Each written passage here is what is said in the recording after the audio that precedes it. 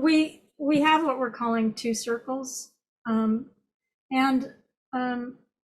sitting with some Indigenous people in certain times, and I'm sure Patricia can talk to me later about this if she has other ideas, but a lot of times, sometimes they will call a circle of the elders to give their insights and wisdom, and then have a talking circle afterwards. And so this is kind of the elders, because they have an idea of and have been studying Indigenous ways, what kinds of ways are more life affirming than others. It will kind of give us something to reflect on and a little bit of a blueprint before we start talking, because sometimes we tend to come in and we talk from a Western mindset. We've been kind of acclimated to the Western mindset for a long time. And so we have ways of seeing things that aren't always maybe congruent with what you would say is maybe permaculture, which is life, the patterns of life, or Indigenous ways, or these kinds of things like permaculture and Indigenous ways are predicated on honoring the way life itself works. And a lot of Western mindset and Western thinking and feeling and believing isn't really focused on how life works for the benefit of all, but rather it takes little erroneous ideas, and then suddenly somebody runs with that erroneous idea, and then everything's out of balance. So, so the elders speaking and giving their wisdom at the beginning will set the tone for what kinds of things and how can we see them in different ways. And this is not also about cancel culture. So if you have something to say, you're not going to be judged. We're all going to help each other through things. We're all engendering, supporting each other, loving each other, taking each other to the next level. Not like, oh, she doesn't have it right, so I'm going to like nail her or something. So you don't have to feel, or let's rephrase that. You can feel like you can test out the waters here and have some backing and have some love and caring. Like some of my best friends, I might make a mistake or somebody else might make a mistake, but we're here to help each other. So we're like, well, I see it kind of this way, and oh, I see it kind of this way. Well, how can we help each other to get to a point where we can make it work together? So it's kind of feeling our way through all this and making our needs known, but also kind of trying to understand from other people's point of view.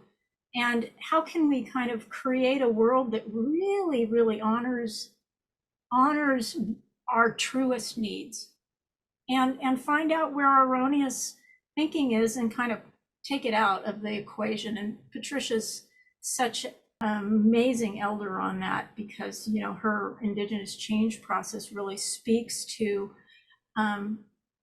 clearing these erroneous beliefs, clearing things that are unreal within us that we've been indoctrinated into or taught as little kids, things that might not really be sitting right with our heart, but we just kind of believed them for so long, or even subconsciously.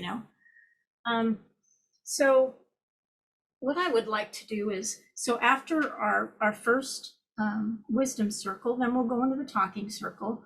So I would love to call Patricia to the front and center of our circle. And I don't know if Patricia knows this, but I was kind of asking people to comment about what was going on in Florida as far as racism, and or anything that comes to them about what they would like to say about the meetings that we had on the racism issue. And I'm sure anything you speak about, Patricia, will be phenomenal. So if you could, maybe 10 minutes or so, give us something you would like to impart as wisdom around this topic. So thank you, Patricia. Well, first of all, greetings to everyone. I'm so happy to see all of you. And I've been off of Zoom for most of the month, just returning from 3 weeks in France and uh, getting used to the time change. It was quite a beautiful experience. So my love and heart to heart hug from my fireplace to the hearth of your home. That's how I understand this topic is to undo. It's to undo the ways of division and conflict, adversary, and ganging up for personal benefit. As a person that grew up on the Navajo reservation, I'm born there. I'm two different tribes. My mother is a Mississippi band of Choctaw, and my father is Navajo through his mother and his matrilineal clan is Tachitni and Kia'ani. These are authentic medicine for extended family. So my lens and my work is from my own personal experience of growing up in my father's ceremony. He was my teacher and also the medicine clan people that taught me and are still in my life to support me personally and work that I'm doing. I'd like to say that how you began, Mari, is very key, very important. We don't really value in this country self-reflection. That is spend some time every day or often look within and discern how it is that we're experiencing out of balance condition, how that's affecting us in ways that that aren't always pleasant. And I certainly have been subject to very oppressive environments and racist language and environments, including Indian boarding school. My parents met in the Indian boarding school. The effort to, the very extreme effort to not only convert us to a religion, but also the conversion process requires take away and replace. That was take away our sacred self and our sacred place in the universe and replace it with a deficient self-image. And the oppressor holds that external remediation process to remediate us out of our deficient self-image towards some end state. And those end states are like personal salvation, redemption, enlightenment, and also would include socioeconomic status. When in fact, I define racism as the people who are appointing themselves the God, I'm going to say in quotes, the God of this planet, that that are manipulating and controlling the world resources for their own benefit. And they are, I just say, pirate invaders who came with a book and a doctrine that said, and I'm specifically referring to Puritans, and it comes from Calvinism, this belief that God gave me this land because I'm a Christian and you're a pagan, and I have, through the doctrine of discovery, a right to claim it and take it away from you. And so that's still ongoing, that's ongoing. So this whole land of Turtle Island is based on that principle of how I'm defining racism. And it's all of all of Little Island is stolen land built on the backs of Black people and Mexicans. That's just the cut through the cut through to why we're still experiencing the feelings of being treated and talked to as less than. And so also colonialism is how I would define very simply as exploit the land and resources and victimize the people. And of course that happens throughout the whole planet in every country. Colonial invasions and the extraction, the exploitation, the extraction and exploitation of land and resources. I'm going to mention the first one upon European contact, and that is the conflict of interest between ownership of land and stewardship of land. That is still in place. That we take care of the earth, water, fire, and air, and it takes care of us because our constitution is the earth, fire, and air.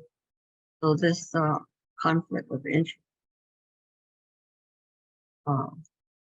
there's justification for it because in capitalism everything is profit, and that profit is based on growth, and growth is unrealistic. So it's just a faulty foundation. And very briefly about the indigenous ceremonial change process.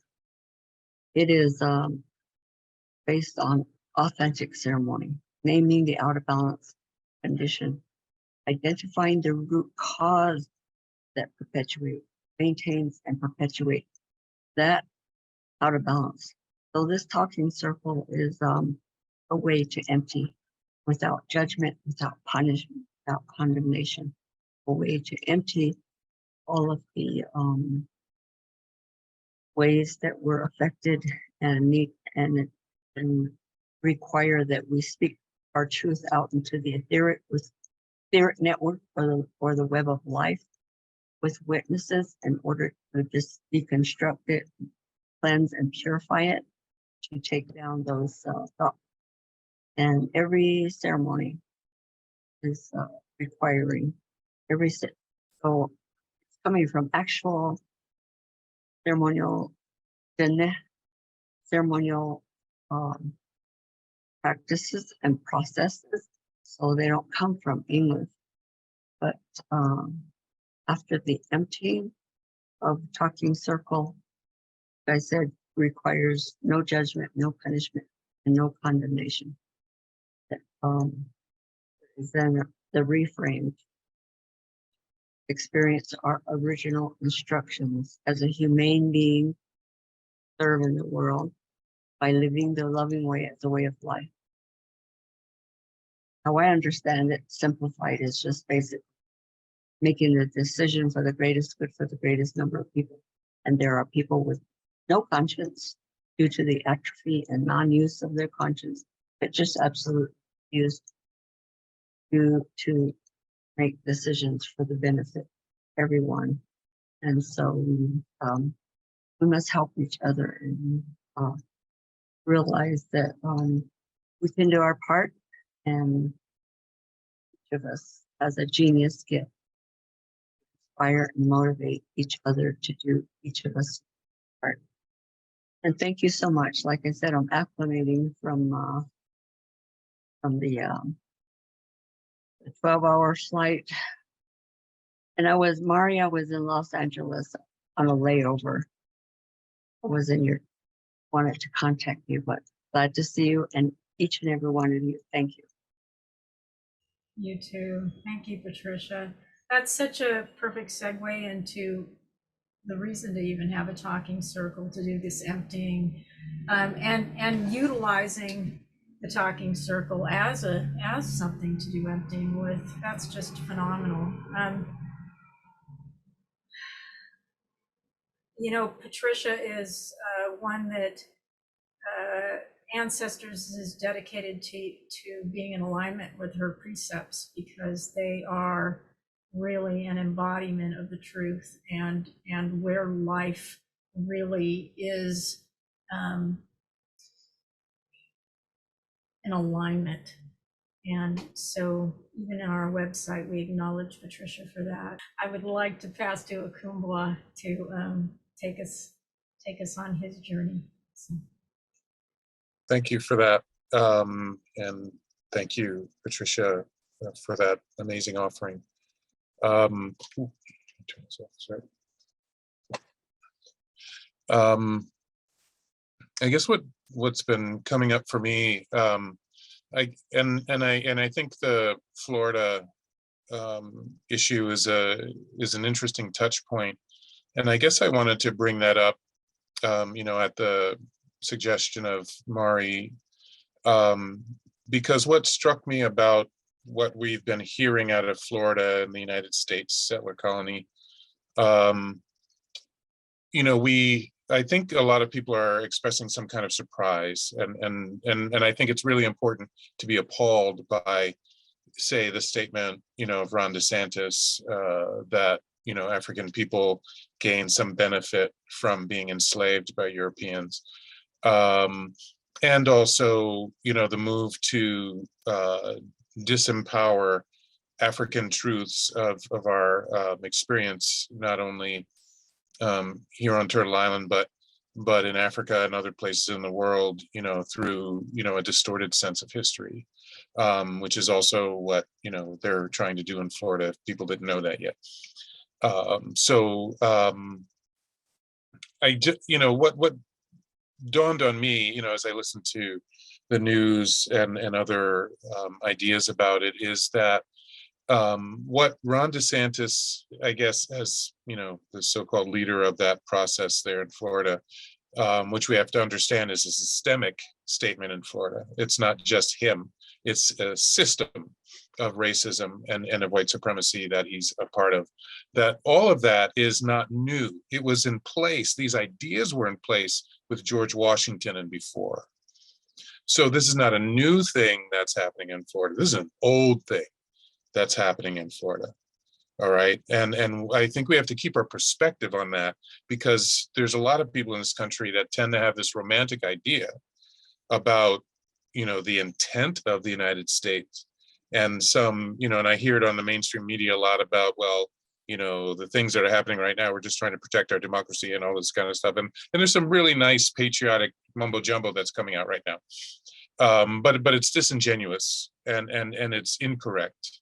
So I think when we look at what's happening in Florida at this time, and let me just say, I think Florida has a lot of spiritual work to do. Let's just say that. There's a lot of really horrendous things happening in Florida, and it's not just the politics. It actually has to do with some of the takeover of the wetlands there, and the destruction of wetlands, the destruction of the earth there, the animals that are out of balance there, also the theft of land there, things like that. So there's a lot of things going on there with which the, kind of nods to racism are not the only ones, but that's the most recent one that we're thinking about. So I think it just really calls us to get grounded with what we're feeling about it, and to understand that, again, none of it is new. None of it is new. And yeah, if we're appalled by it, great. I think we should be moved. If we're angered by it, great. I think that's a reasonable response to some of the things we're hearing, and not just out of Florida, but in many other places around the world. A lot of these problems that are coming out of oppression. But for me, it brings up a call to critical thinking. It calls us to understand history. It calls us to understand what's actually happening. It calls us to understand if it is new, if it is old, if it is a new iteration of something we've heard many, many times before. We have to be really critical about how our mind relates to these things. We have to have a set of information, through study, through listening to oppressed peoples, listening to African peoples, BIPOC folks, indigenous peoples, so that we can understand what's been happening. It's really important for us to illuminate our critical thinking. and to really understand and feel in our hearts when things make sense to us. And if we're making an error of sense, why did that happen? Did it come out of our privileges? Did it come out of our biases? Did it come out of our training into, whether it might be patriarchy for me, or whether it might be white supremacy and racism for others, for people of European descent? Where is that sense of information coming from, that thinking coming from, that may not be critical, that may not be the critical and authentic and grounded thinking? It's also a call to critical feeling about these things. We have to know in our gut, we have to enliven our bodies again and understand what's happening inside our bodies. If we're, coming to stress or a disease state because of what's happening. And actually that's kind of what happened in conjunction with the experience that I had around Tyree Nichols' murder. I was actually sick before, but it came to a head around that same time. I'm not saying they're directly connected, but they definitely came together. And I actually ended up in the hospital in February, and have been doing a lot of healing since then. But I call us to that critical feeling so that we understand how our body is responding to these things, and to be really open and honest about that and what that means to us. And also a call to our spiritual engagement, because not everything that we see in the world is going to be fixed by a political end. It's surely not going to be fixed by a vote alone. And I've always said that there's never any way we're going to vote away racism in this country. It's too deeply embedded, and it's never going to be a line item, because we, still have not made any laws to make racism illegal. We make hate crimes illegal, but that's something else. That's different. I think that's a different story. So I think we're called to do our best at engaging spiritually all these things, and to do our work with ceremony, with ritual, with calling in our ancestors on a regular basis, pouring libation for them if you're in the African tradition or in other traditions that use water and other liquids, whether it might be, rum or some other kinds of spirits, to call in and connect with our ancestors in a really technical and spiritual and loving way. So I think that's really important in this moment, that we do that, and we become aware of it and carry it with us in the most powerful ways we can. Because just as Patricia said, as the doctrine of discovery asked us to give away that part of ourselves, and I tend to call it a destruction of the cultural biodiversity of the world, where we wanted to create, the colonizers wanted to create a monoculture of spirituality or of religiosity, within the context of Christianity, which is part of what's destroying the world and destroying our relationship with the earth. It's important for us to reawaken our spiritual biodiversity, and to have all the indigenous traditions that had been holding the earth in its beauty for so long come back into empowerment. So that's really important, I think, in this moment too. And also within that, as we talk about the earth and its elements, and how it's, going through this fever state and this sickness state, trying to deal with how, colonialism has thrown, nature offline and out of balance. We have to think about how environmental racism also affects people around the world, people of color, BIPOC folk. So I think we have to keep that in mind. That's my strong suggestion at this moment. So I think there's, a lot of calls here for us to really become more present, become more active and embodied as we look at how systemic racism works, how it affects us, how it affects the people we say we care about. And that's why I ask us to engage ourselves in radical compassion, to give up our connection to our sustenance and benefit of oppressive systems, so that we can actually truly deeply love those around us, and not just make it a statement, a hollow statement, but to actually embody that within our spirits, within our bodies, within our words, within our actions, and within the systems that we support or move away from.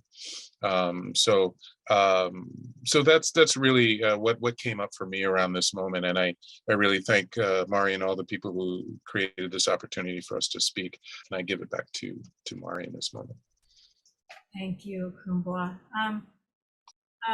One of our elders couldn't make it. They were going to. So I'm going to actually bring up part of the subject that they would have talked about perhaps, which is the Indian boarding schools, because this kind of dovetails into it. And I think it's almost like things are so shocking that there's this energy of, oh my God, I can't take anymore. And it's like almost like a glazed over, like zombieism, comes to us, because it's almost like, how can we navigate this? How can we take this? And it's almost like, so there's, one can tend to get distracted in television or live vicariously through another life that seems exciting or whatever, or even try to get over on this system, trying to become like Anthony Robbins or become the big deal or whatever.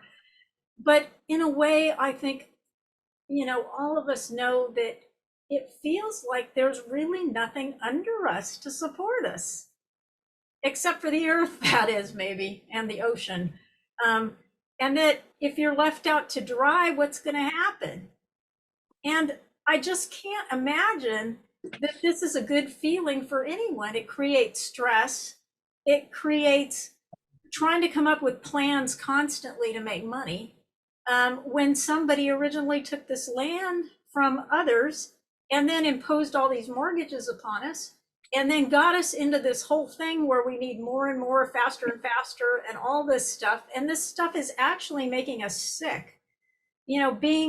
Having the elders in rest homes and having the children separated, and not everybody not feeling like they're seen or heard or cared about at all is going to take its toll on us. And Patricia often talks about how the people that are the truth tellers get the dirty. And I'm reminded about that through Sinead O'Connor, which recently passed away. And she went on, and most of you probably know this, she went on TV and tore up a picture of the Pope in reaction to them finding 88 or more bodies stuffed in a sewage tank where the priests had raped the nuns, etc., and just stuffed the babies in. And what did she do? She stood up and said, this is right. And then everybody in the whole media turned against her and blacklisted her. And we have WikiLeaks, we have these people being blacklisted for literally doing the right thing. So part of what I want to encourage us to think about also and kind of feel out is, are there ways we can do things in a subversive way where we can kind of quietly rip the rug out from under it?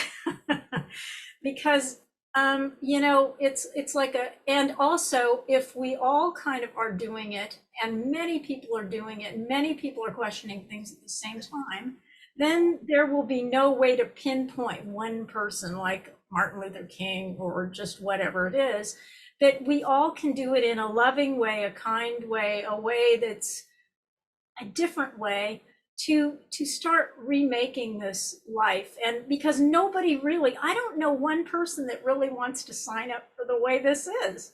I don't know anybody that really thinks this is the best way to live. Can I have a show of hands if everybody thinks this is the best way to live? I mean, it's painful.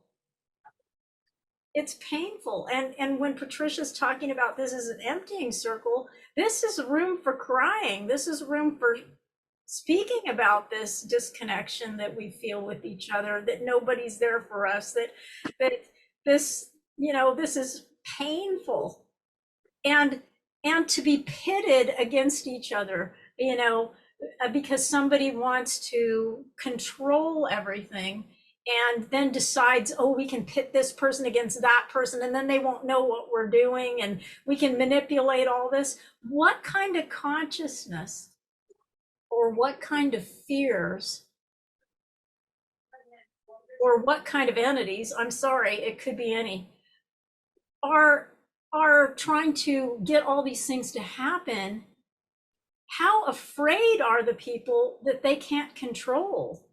To actually go to the extent of some of this stuff that's happening, not caring if we have formaldehyde or fluoride or, poisons in our shots or whatever, not caring if we use Teflon, making all sorts of things that we eat with preservatives and then trying to, who comes up with this stuff? Is it really in our best interest to eat that way? Is it in our best interest to treat the earth this way? Is it, and this whole thing of racism, thinking that you can come and just make a pronouncement on the land, putting a flag in and say, this is for the king, and by God, who cares about anybody else? What kind of consciousness decides to operate that way? What is going on in the consciousness? How much wounding or how much turmoil is in there to even think that would be right?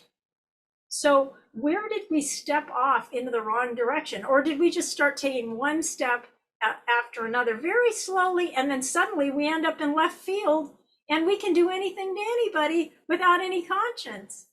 I was hearing on Stephen Colbert's show, and I could not even believe this, that that they're making these injections where they can shoot people up with an injection and you'll be a super soldier. And what does that mean?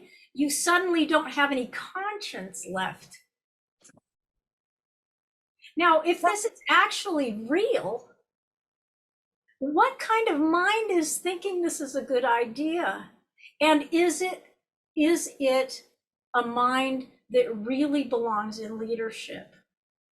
And then if it isn't, why are we going along with this? Why don't we all cross our legs or sit down or not go to work, or what is it? What kinds of things can we come up with that don't create so much fear in us, where we can start taking our power back? I want to just really start looking at that. And we're going to be doing a few workshops coming up, one about AI, we're going to do one about health and all the stuff that's going on and what we can start doing about that.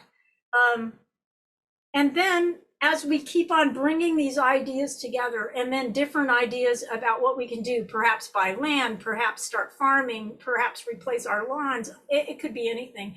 How can we do it in a way that isn't so exhausting, so we can work smart, not hard, not as hard, but smarter? And how can we support each other? And how can we start the process of being available to bring the children in where they actually have a great life?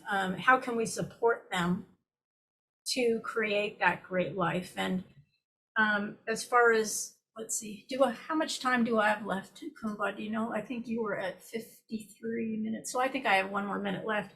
As far as racism, the whole idea that one is superior to somebody else, I mean, that must be a great amount of fear, because to not see that every person has gifts, has beauty, has, even if you have physical abilities versus mental abilities versus spiritual abilities, there are so many abilities. And to keep this in mind, that when we bring the hoop back together, which is what we're discussing, when we bring this hoop back together, that we can come together in a sharing way, in an offering way, not a taking. I have to take this from you. I have to manipulate you. I have to get you, but rather I share with you everything in my heart, everything I can offer, and you share with me. And what can we create together through that energetic? And I am now passing to my beloved friend, Tchise. to come in and give us something of her wisdom. Wow, you guys are very on fire tonight. I'm going to co-sign everything that I've heard tonight. And just say, I need to really say how much I appreciate all of you just being willing to talk about it. Because I've had these conversations with Mari, we've over many years.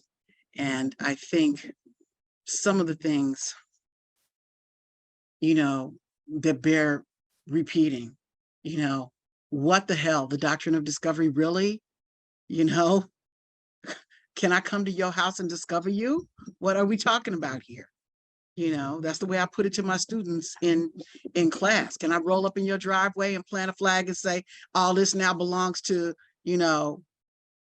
my Uncle Freddie, because he's a hip cat, and that's how we get down, me and mine get down. What is that? That's utterly ridiculous, And when I posted my college class about taking 100 Black women into a room and legislating every penis in America, they laughed. I said, sounds funny in reverse, doesn't it?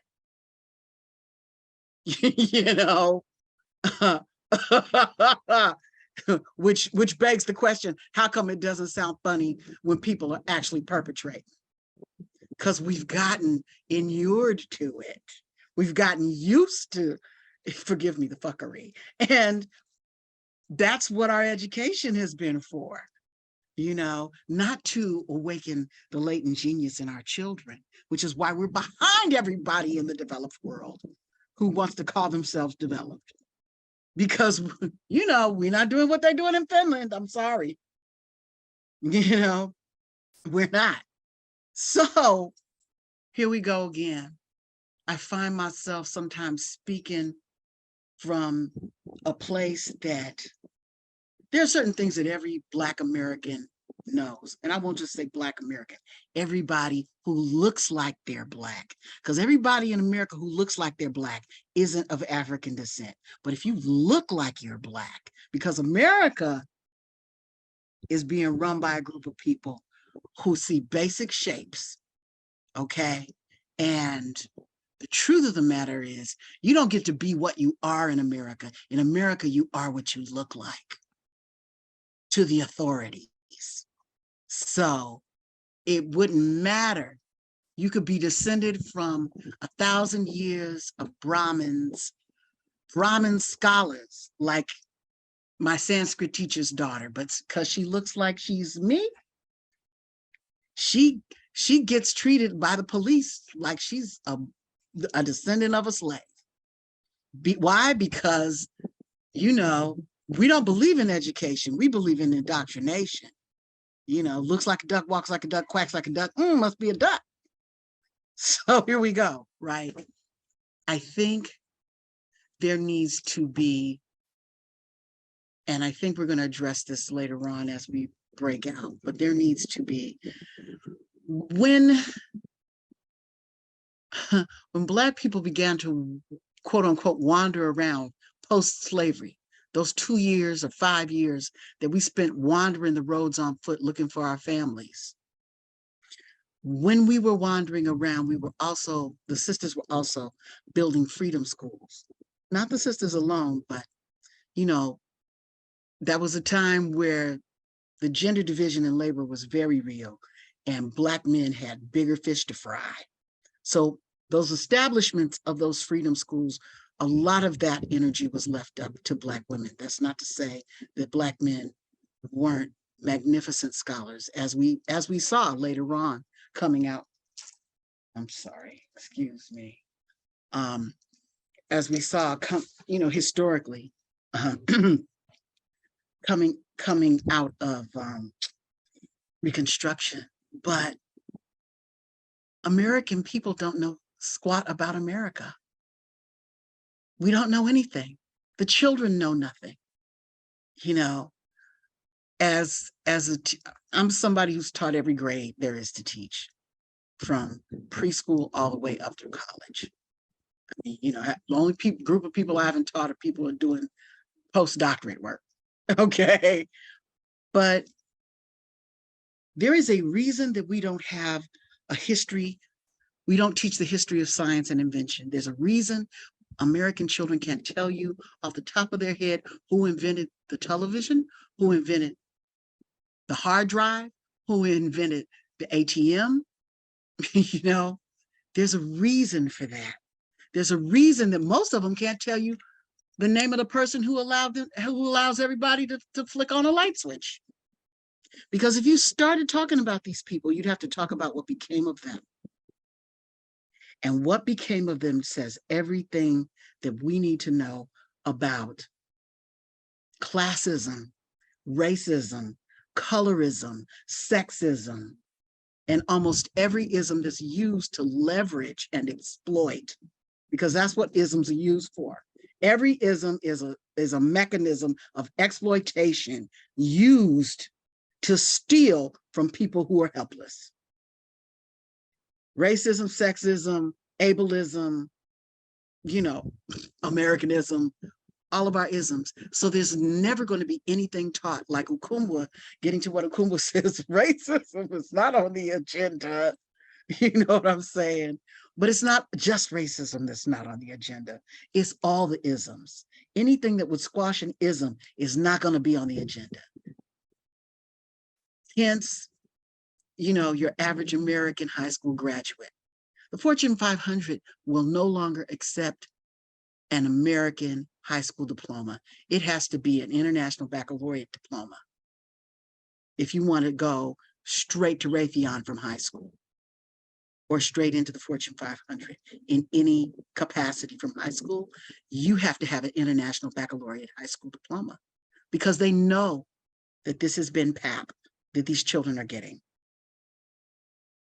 So how do we address it? I think we need freedom schools again. And fortunately now we have the technology to do freedom schools from wherever we're at. One of the suggestions I gave to Mari is, you know, a series of flashcards that maybe we generated, and this could be something sellable, because I wouldn't give this away.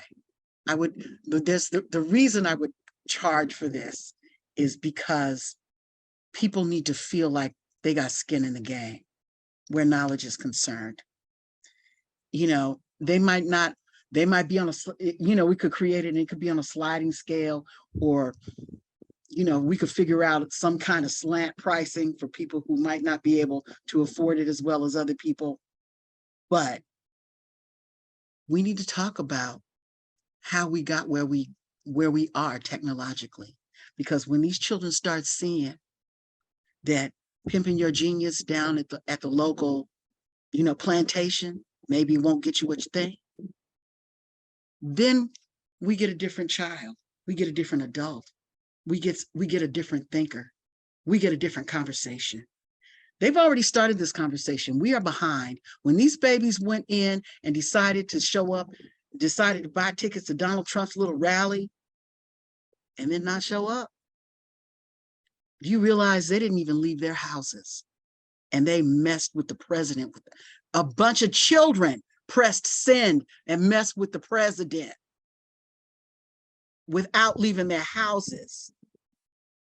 Okay. They messed up Ron DeSantis's announcement on TikTok. That thing did, again, several thousand of them not leaving their houses held up all of TikTok. So they're telling us that they're ready. We are coming with the knowledge. We're coming with, you know, the things that we remember.